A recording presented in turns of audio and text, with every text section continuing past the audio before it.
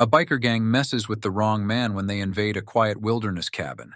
Inside is a soldier who's trained, ready, and won't back down. Their threats turn into chaos as he fights back with skill and precision. What happens next is a showdown they never saw coming, and you won't believe the ending. The first light of dawn stretched over the jagged mountain peaks, casting a soft glow across the dense pine forest. In the clearing, Luke Anderson stood by his cabin, splitting logs with steady, practiced swings. The cool morning air was still, and his sharp eyes swept the horizon, ever watchful, though weeks had passed without a single visitor. For Luke, the quiet of solitude wasn't a burden, it was his peace, the tranquility shattered with the roar of motorcycle engines. Luke straightened, his grip tightening on the axe. Through the trees, a convoy of bikes tore down the dirt road, their headlights piercing the encroaching dusk. One of the bikers, massive, with a leather vest and a smug grin, peeled off and rode straight toward Luke's cabin. He skidded to a stop a few yards away, kicking up a cloud of dust. "Nice place, old man," the biker sneered. "Perfect for someone who don't want to be found." Luke said nothing, his piercing gaze locked on the intruder. The biker smirked, revving his engine. "Lighten up," the biker shouted over the din. "We're just passing through, unless of course you feel like entertaining us." The other bikers hooted in laughter, watching from a distance. Luke stepped forward, calm but deliberate. His voice, steady as stone, cut through the noise. "Turn around, leave." The biker's grin faltered. He revved the engine once more, but Luke didn't flinch. The tension was palpable, like the moments before a thunderstorm. "Come on, Brick," one of the bikers called.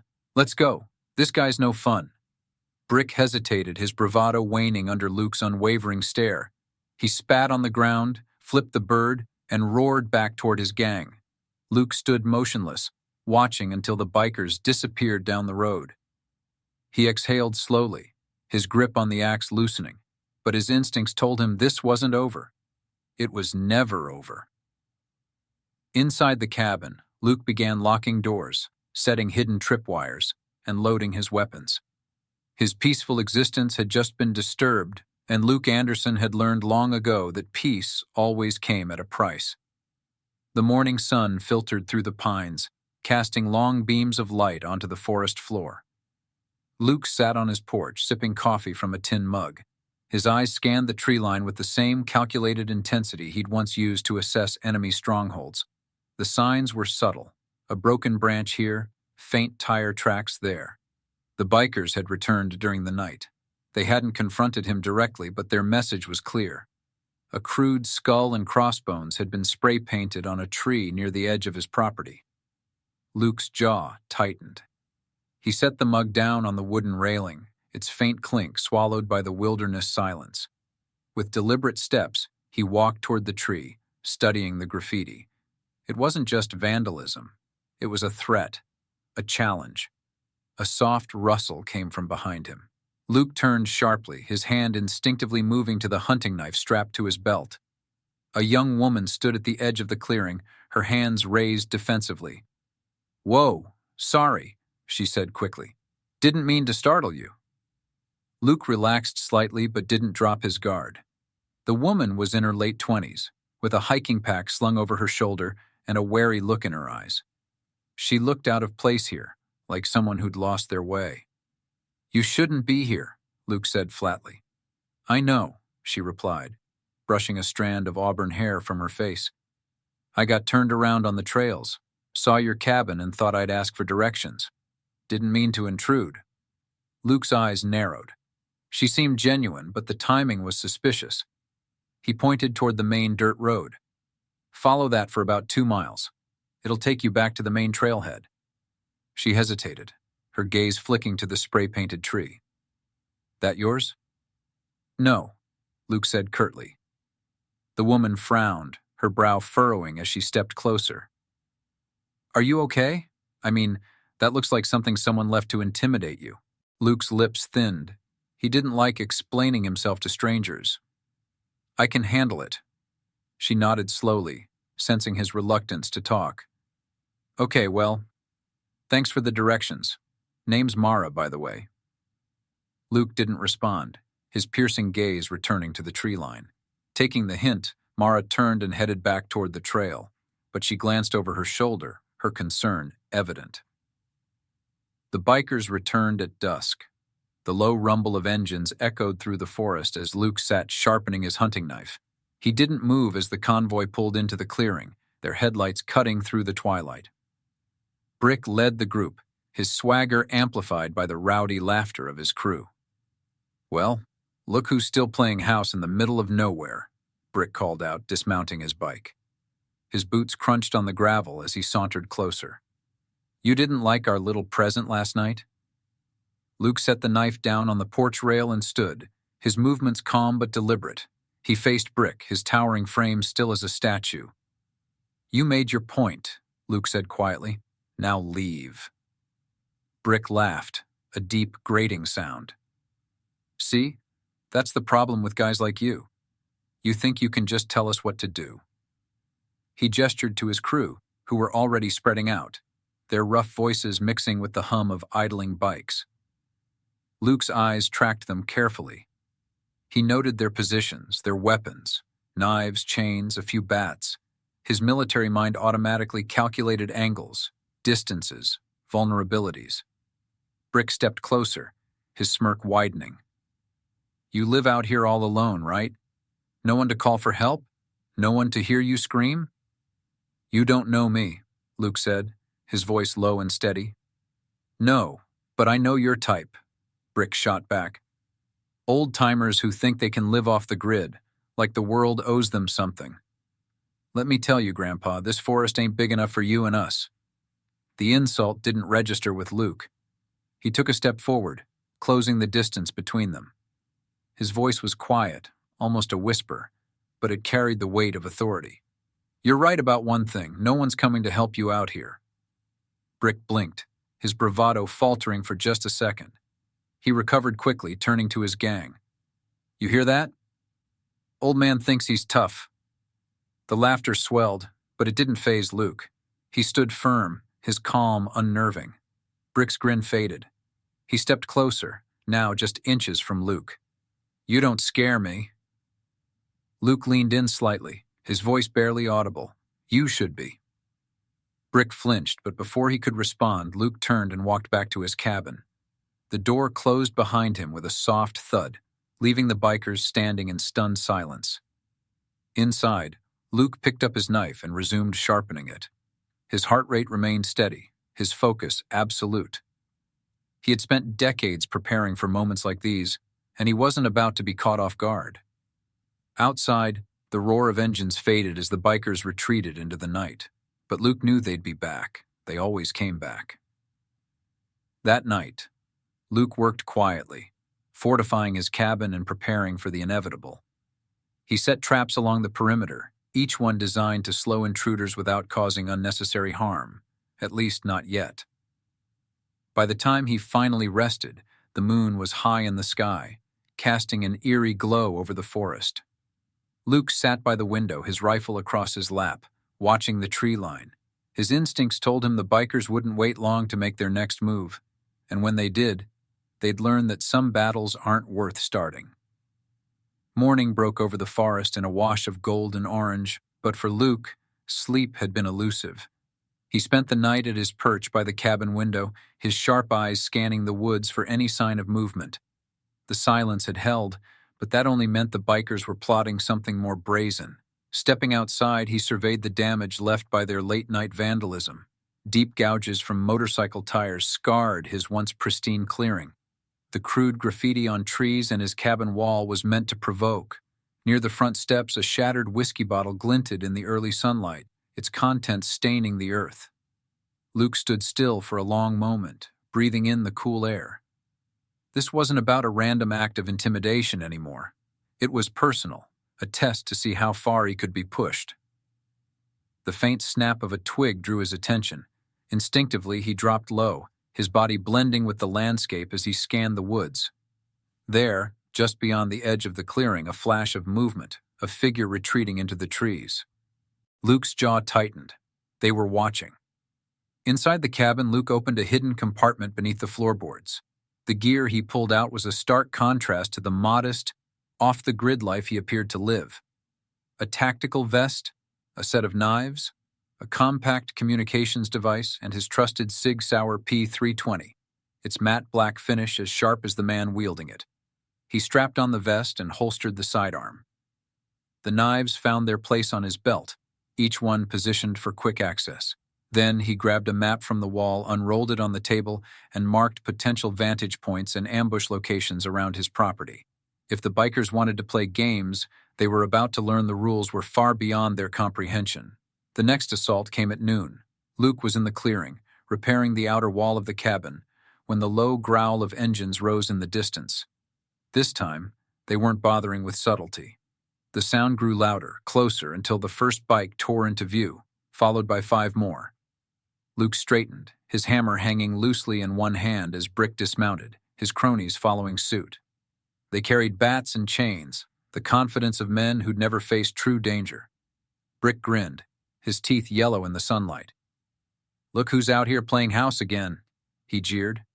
"You think we're just going to stop because you gave us the old Clint Eastwood glare?" Luke said nothing. He set the hammer down with deliberate calm and folded his arms, his cold gaze locked on Brick. The gang leader took a step forward, swinging his bat lazily. "We don't like being ignored, old man. Time to pay attention." Brick raised the bat, ready to swing, but Luke was faster. With a single fluid motion, he stepped forward, grabbed the bat mid-swing, and wrenched it from Brick's grip. The move was so sudden, so precise that the other bikers froze, their laughter dying in their throats. Brick staggered back, stunned. Before he could react, Luke flipped the bat, planting its end into the ground. "Leave," Luke said, his voice a low growl. "Now." For a brief moment, Brick seemed to waver, his confidence shaken, but his cronies rallied, stepping forward with snarls and raised weapons. One of them, a wiry man with a snake tattoo curling around his neck, lunged at Luke with a chain.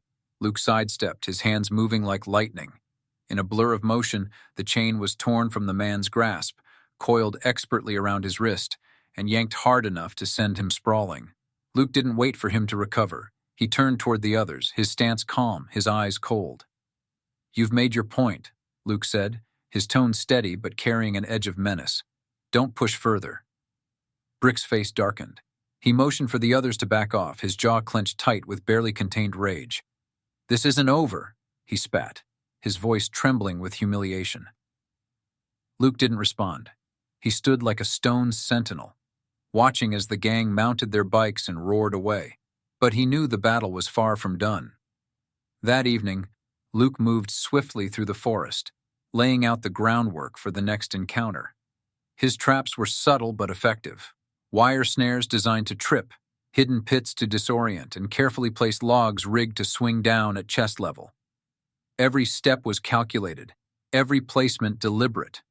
Flashbacks of his military days flickered in his mind as he worked. Ambushes in the desert, insurgents in the mountains, the sharp crack of gunfire in the dead of night. He had been a master of defense and offense then, and those instincts were as sharp as ever. As darkness fell, Luke retreated to the cabin, locking the doors and checking his rifle. He sat by the window again, his senses heightened. The forest was silent now, but he knew it was the calm before the storm. At midnight, a faint sound reached Luke's ears, the crunch of boots on gravel. He stood slowly, his movement silent as a shadow. Peering through the window, he saw dark figures moving through the clearing, their shapes barely visible in the moonlight. The bikers were back, and this time they were coming for blood. Luke adjusted his grip on the rifle, his pulse steady. As the first man crossed the boundary into the traps he'd set, Luke's lips curled into a grim smile. They had no idea what was waiting for them. The night stretched long and heavy as Luke waited for the bikers to cross into the maze he had prepared. From his vantage point inside the cabin, he watched the dark shapes move cautiously through the clearing. This wasn't their usual approach. There was no roaring bravado, no loud taunts. They were hunting now, weapons ready, their movements deliberate. Luke's finger hovered over the safety on his rifle, his heartbeat steady. This wasn't fear, it was focus. Years of training and combat had honed him into a predator, and these men were walking straight into his territory. The first trap sprung with a sharp snap. A man cried out as a wire snare tightened around his ankle, yanking him off his feet. The others froze, startled by the sudden sound. "What the hell was that?" one of them hissed. "Shut up and keep moving," another barked. "It's just a trap. The old man's playing games." Luke watched as they approached the second trap, a shallow pit concealed by leaves. The lead biker stepped on the cover, and it gave way beneath him. He let out a startled yell as he tumbled in, landing hard on the packed earth below. The group scrambled to help him, their formation breaking. Luke allowed himself a grim smile. He'd learned long ago that chaos was his ally. Luke moved silently through the shadows outside the cabin, his rifle slung over his shoulder. He closed the distance between himself and the bikers, circling them like a wolf stalking its prey. The men were tense now, their earlier confidence shattered. "Brick, this ain't worth it," one of them muttered, his voice trembling. "Let's just get out of here." Brick's face twisted in anger. "Shut your mouth. We're not leaving until this old bastard knows who he's dealing with." Luke's voice cut through the night, calm and chilling. "I already know who you are." The bikers whipped around, weapons raised, but there was no one there. The voice seemed to come from everywhere and nowhere. "You're just loud boys in a quiet forest," Luke continued, his tone unshaken. "You don't belong here." "Show yourself," Brick roared, spinning in place, his eyes wild. Luke didn't respond. Instead, he moved closer, a shadow among shadows. He reached the man at the rear of the group and struck, pulling him into the darkness with a quick, calculated motion. The biker let out a muffled cry before falling silent. The others froze. "Tank?" one of them whispered. "Where's Tank?" Brick gritted his teeth. "Stay together, don't let him pick us off." But it was already too late. Luke had the upper hand, and the bikers were playing his game now. The bikers began retreating toward the cabin, their nerves fraying with every step. Luke stayed on their edges, using their fear to his advantage. One of the men, panicked and desperate, broke off from the group and sprinted toward the tree line. He didn't get far before a tripwire sent him sprawling to the ground. Luke emerged from the darkness then, stepping into the moonlight just long enough for the others to see him. He stood tall, a ghostly figure of discipline and resolve, before vanishing again. Brick cursed under his breath. "He's playing us. Damn it, we need to—" Crack. A gunshot rang out, silencing Brick mid-sentence. The bullet wasn't aimed to kill. It struck the ground near his feet, kicking up dirt and making the gang leader stumble back. The message was clear. He wasn't in control anymore. "Leave," Luke's voice called again, calm and firm. "This is your last chance." But Brick's pride wouldn't let him back down. He raised his bat, his face twisted in fury. "Come out and face me, you coward." Luke emerged then, stepping out of the shadows with his rifle in hand. The moonlight cast harsh angles on his face, making him look more like a specter than a man. "I've faced worse than you," Luke said quietly, his voice steady. "And every single one of them is gone now." Brick charged with a roar, swinging the bat wildly. Luke moved with precision, sidestepping the attack and driving the butt of his rifle into Brick's gut. The gang leader doubled over, gasping for air, but Luke wasn't done. He grabbed Brick by the collar and hauled him close, his eyes cold. "This is over," Luke said, his voice a low growl. "Walk away while you still can." He shoved Brick back, sending him sprawling into the dirt.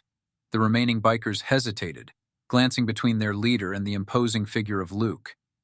They saw the writing on the wall. This wasn't a fight they could win. Brick scrambled to his feet, his face red with humiliation. "Let's go," he snarled, spitting blood onto the ground. "This isn't over, old man." Luke didn't respond. He stood tall, watching as the bikers retreated into the forest, their pride as battered as their bodies. But he knew they'd be back. Brick's ego wouldn't let this end here. As the forest fell silent again, Luke returned to his cabin. He locked the doors and checked his weapons, preparing for the inevitable. This wasn't just a fight anymore, it was a war. And Luke Anderson had no intention of losing. Outside, the distant roar of motorcycles faded into the night. But Luke's instincts told him this was only the beginning. From his spot by the window, he whispered to himself, "They'll come back stronger." And when they did, he'd be ready. The sun rose over the forest, casting long golden rays across the clearing where signs of the previous night's skirmish remained. Broken branches, disturbed earth, and discarded chains told the story of a gang brought low by one man. Luke Anderson sat on the edge of his porch, meticulously cleaning his rifle. The task was routine, mechanical, something to keep his hands busy while his mind ran through the possibilities. The bikers weren't going to stop. Brick had too much to prove, and the men under him had more pride than sense. Luke had seen this kind of tenacity before, on battlefields where stubbornness often got men killed. The difference now was that he had no intention of becoming a casualty. By mid-morning, Luke decided to venture into the nearest town, a small, quiet place with one main street and a few scattered shops. He didn't like leaving his cabin, but supplies were running low, and he needed to be prepared for what was coming. The atmosphere in town was tense as Luke stepped into the general store. The few locals present whispered to each other, their glances darting toward him before quickly looking away. He approached the counter where an older man, Henry, stood nervously adjusting his glasses. "Morning," Luke said evenly, placing a basket of supplies on the counter.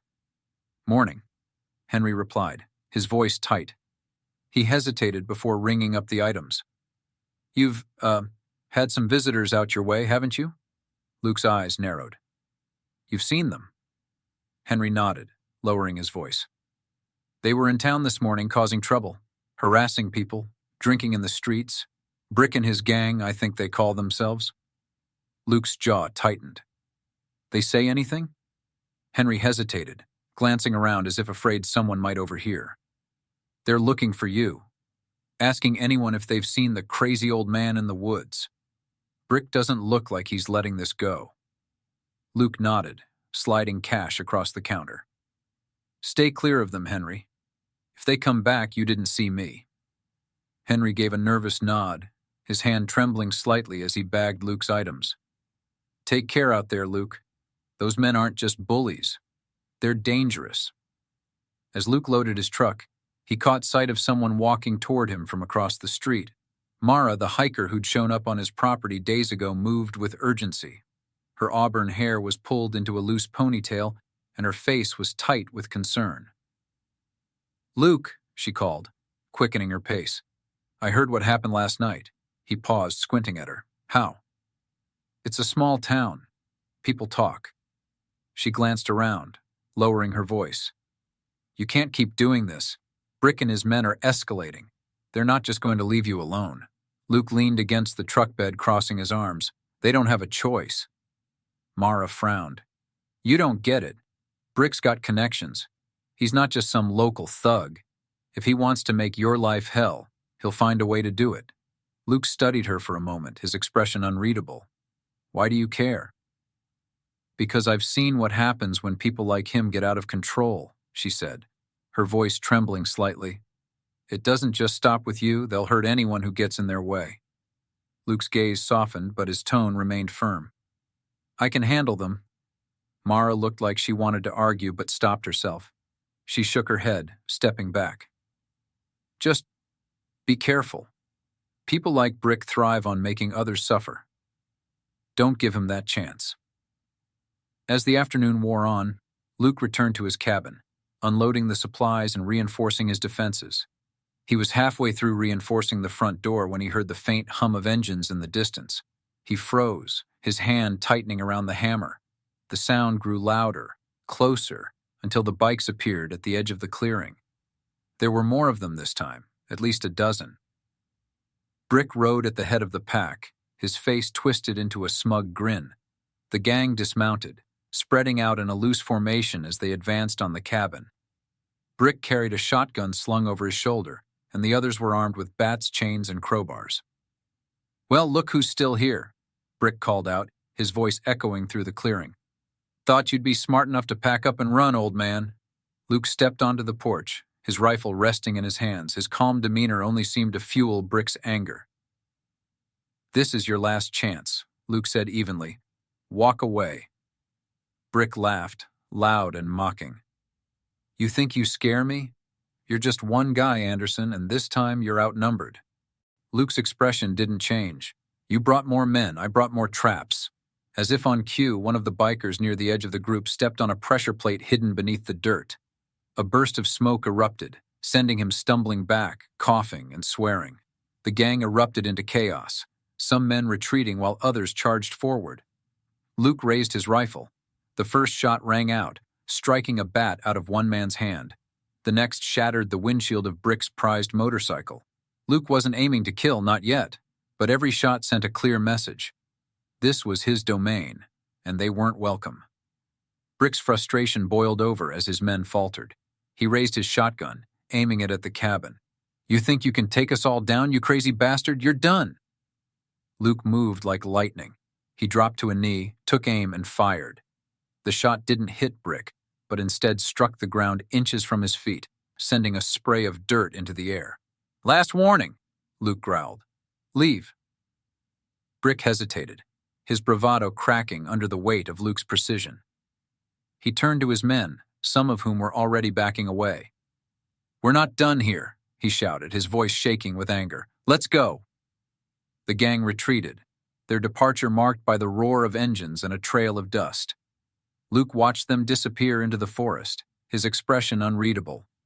He knew they'd be back, but something was different this time. The way Brick had looked at him, the flicker of uncertainty in his eyes, told Luke the gang leader was starting to understand just how dangerous this fight had become. As silence returned to the forest, Luke lowered his rifle, his gaze scanning the tree line. He knew this was far from over. Brick wasn't just angry now, he was desperate, and desperate men were the most dangerous. Inside the cabin, Luke pulled out a satellite phone from his emergency kit. For years he'd avoided using it, keeping it as a last resort. But now, the situation had escalated beyond what even he could handle alone. He dialed a number, his jaw set. After a few rings, a familiar voice answered on the other end. Colonel Hayes, Luke said, his voice calm but firm. I need a favor. The stage was set, and the stakes had just been raised. The forest held its breath as the sun dipped below the horizon. Luke Anderson sat inside his cabin staring at the satellite phone in his hands. Colonel Hayes, his former commanding officer, had listened without interruption as Luke explained the escalating situation. When Luke finished, there was a long pause on the other end of the line. You always had a way of finding trouble, Anderson, Hayes finally said. Or maybe it always found you. This isn't trouble, Luke replied evenly. It's a threat.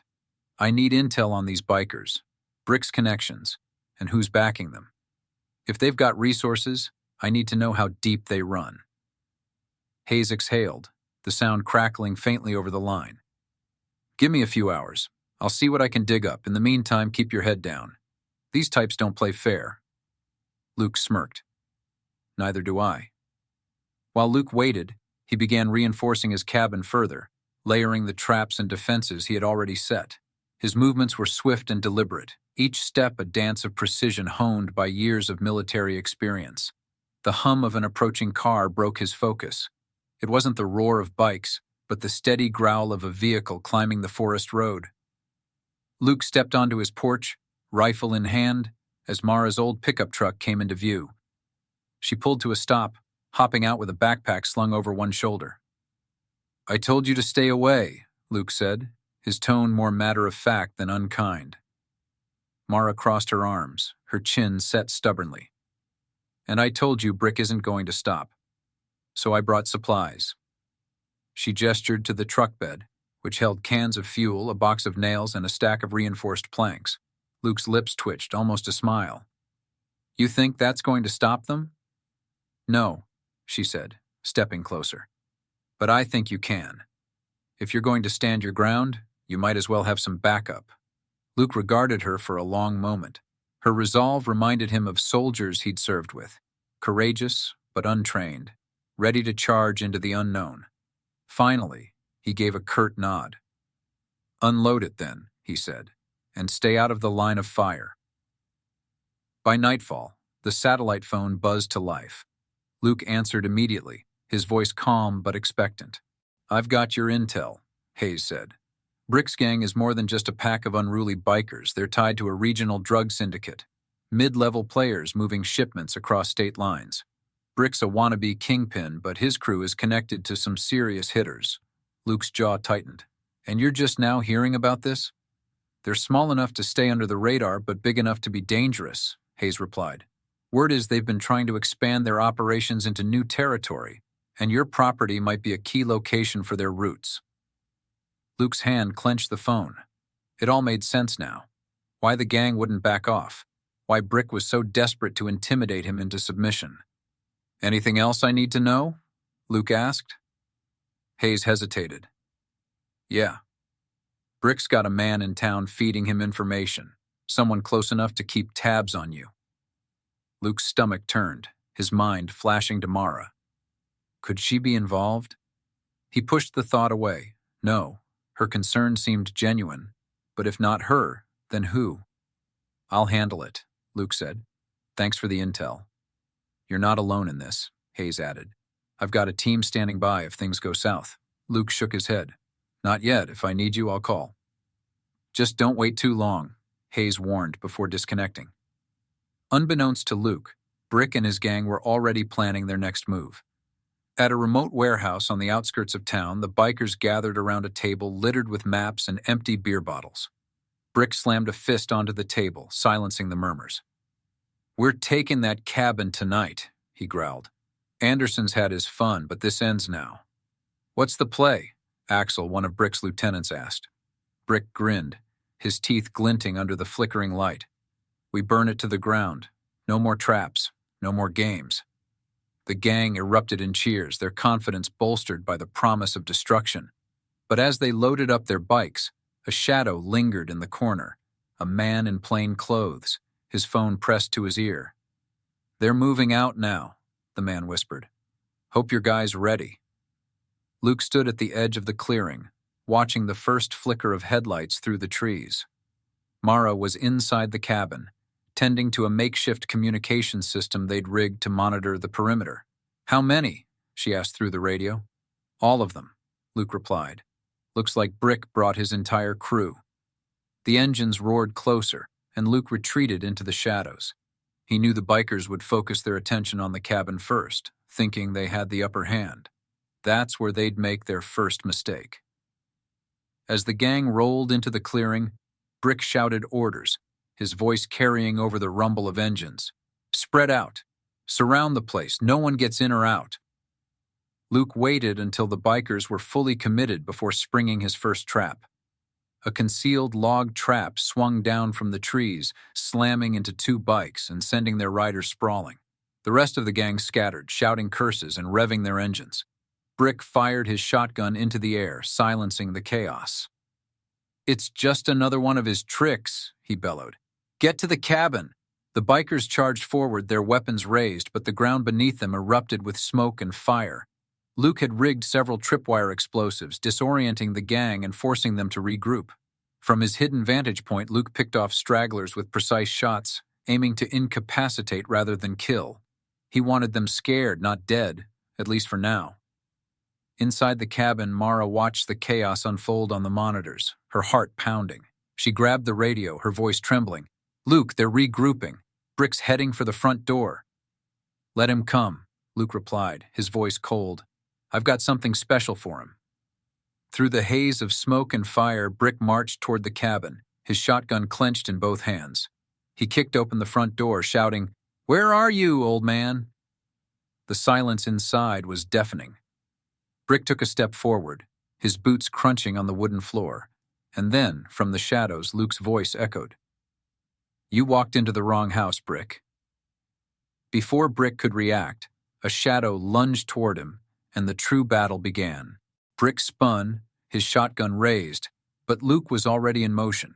The former soldier struck with calculated precision, knocking the barrel aside as the shotgun fired harmlessly into the floor.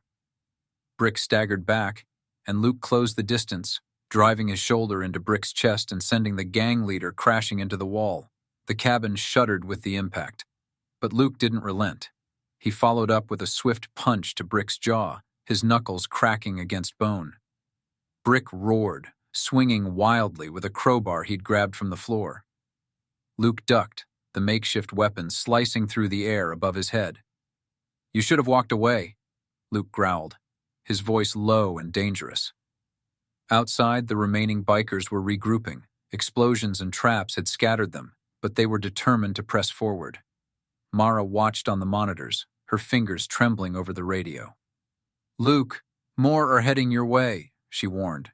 "Stay where you are," Luke replied, his voice calm despite the chaos. Brick took advantage of the momentary distraction, throwing his weight into Luke and slamming him against a table. The two men grappled, their combined strength sending objects crashing to the floor. Brick sneered, his breath hot and foul. "You're not as tough as you think, old man." Luke smirked through gritted teeth. "Neither are you." With a sharp twist, Luke broke free, delivering a brutal knee to Brick's stomach. The gang leader doubled over, coughing violently. Before he could recover, Luke grabbed him by the collar and slammed him into the wall again. "This ends now," Luke said, his voice cold as steel. The cabin door burst open and two bikers charged in, armed and yelling. Luke released Brick and spun, his knife flashing in the dim light. The first man swung a bat, but Luke sidestepped, driving the knife into the attacker's shoulder. The man screamed, dropping the weapon as he stumbled back. The second biker hesitated, fear flickering in his eyes. Luke turned to him, his gaze unwavering. "You want to walk out of here alive?" The biker nodded, dropping his weapon and backing toward the door. "Then get out," Luke said, his tone leaving no room for argument. The man bolted, dragging his injured companion with him. Brick snarled from behind, grabbing a broken chair leg and swinging it at Luke. This time Luke caught the weapon mid-swing, wrenching it from Brick's hands and shoving him hard against the wall. Outside, the roar of engines grew louder, but these weren't the bikers. Mara peered through the monitors, her eyes widening. A convoy of unmarked SUVs barreled into the clearing, headlights blazing. Men in tactical gear spilled out, their rifles raised and commands sharp. Mara grabbed the radio. "Luke, Hayes sent backup." Luke didn't respond. He had Brick pinned to the wall, his forearm pressing against the gang leader's throat. "Your men are finished," Luke said. "Call them off." Brick sneered. "You think you've won? You don't know who you're dealing with." Luke leaned closer, his voice a deadly whisper. "And you don't know who you've been messing with." Brick tried to push back, but the fight had drained from him. The sound of gunfire and shouting outside signaled the swift dismantling of the remaining bikers. Luke released Brick, letting him crumple to the floor, gasping for air. The cabin door swung open, and Colonel Hayes stepped in, his presence commanding. "Anderson," he greeted, his voice calm. "Looks like you had a party." Luke turned, nodding. "A messy one." Hayes gestured to the tactical team sweeping the area. "We've rounded up the rest of them. The gang's done. And Brick will face federal charges along with his syndicate contacts. Good work holding them off." Luke glanced at Brick, who was being handcuffed by one of Hayes' men. "This wasn't just about holding them off," Luke said. "It was about sending a message." The sun was rising by the time the tactical teams cleared out, taking the bikers into custody. The clearing was quiet again, save for the chirping of birds and the rustle of leaves in the breeze. Luke stood on the porch, his rifle slung over his shoulder as he surveyed the damage. Mara stepped out of the cabin, her face pale but resolute. "Is it over?" she asked. Luke nodded slowly. "For now." She crossed her arms, her gaze sweeping the wreckage. "You could have left, you know, found a place far away from all this." Luke shook his head. "Running doesn't solve problems. Standing your ground does." Mara studied him for a moment before offering a small, tired smile. "Well, I'm glad you stood yours. The town owes you a lot." Luke didn't reply. He watched as Hayes approached, the colonel's expression unreadable. "What now?" Luke asked. Hayes shrugged. "Brick and his crew will face the justice they deserve. You've bought yourself some peace, at least for a while." Luke nodded, his jaw tightening. "And the syndicate?" Hayes' gaze hardened. "They'll be dealt with. This operation gave us the foothold we needed to bring them down. Luke considered this before looking out at the forest. Good. Make sure they know not to come back. Days passed, and life in the forest returned to its usual rhythm. Luke repaired the damage to his cabin, each nail and plank a step toward reclaiming the peace he had fought so hard to protect. Mara visited occasionally, bringing supplies and updates from town. The locals, she said, now spoke of Luke with hushed reverence, their respect for the old man in the woods, a stark contrast to their earlier unease. One evening, as the sun dipped low and painted the forest in hues of amber and gold, Luke sat on his porch with a cup of coffee. His eyes scanned the horizon, the habit of a man who would never fully leave the battlefield behind. The satellite phone buzzed on the table beside him. He picked it up, his expression unreadable as he answered. "Luke," Hayes said on the other end, "I've got another situation. Could use someone with your expertise." Luke exhaled slowly, his gaze fixed on the tree line. After a long pause, he replied, "Send me the details." As the call ended, Luke set the phone down and leaned back in his chair. The forest was quiet, but he knew that peace was always fleeting. And when the next battle came, he'd be ready. The forest was still as the day's light faded, shadows stretching long across the clearing. Luke sat on his porch, his rifle resting beside him, and a steaming cup of coffee in his hands. The calm around him was hard-earned, every tree and blade of grass a silent witness to the battle that had unfolded just days earlier. The bikers were gone, their hold on the town shattered. Colonel Hayes had ensured Brick and his crew would face justice, and the syndicate they were tied to had been exposed. But Luke knew better than to think the fight was truly over. The scars left by violence didn't fade quickly, and peace was something that required constant vigilance. Still, for now, the wilderness was his again, a sanctuary for a man who had long ago learned to carry his battles within. Mara's truck rolled up the dirt road and she stepped out, a hesitant smile on her face. She held up a small basket. "I brought you something. Thought you could use some real food after all this." Luke gave a rare smile, gesturing for her to sit. As she joined him on the porch, they sat in companionable silence, the kind that spoke of mutual respect and unspoken gratitude. Finally, she broke the quiet. "Do you ever think about leaving this place? Going somewhere easier?" Luke shook his head. "This is where I'm meant to be. You don't find peace by running from the fight. You find it by standing your ground." Mara nodded, her eyes thoughtful. "Well, I'm glad you stayed. I think the whole town is." As the last rays of sunlight faded, Luke sipped his coffee, his gaze fixed on the horizon. He didn't say it, but the truth was clear in his steady demeanor. No matter how many battles came his way, he'd be ready. If you were moved by Luke's story of resilience and justice, don't let it end here. Share this video with someone who needs a reminder of the strength we all carry within. Subscribe to our channel for more powerful stories of courage, redemption, and the unyielding spirit of those who fight for what's right. And remember, true strength isn't about winning every battle. It's about never giving up. Join us next time as we uncover another tale that inspires and challenges us to stand tall, no matter what comes our way. Like, comment, and subscribe to support stories that matter. Let's keep the conversation going in the comments below. What would you have done in Luke's place? Until next time, stay brave.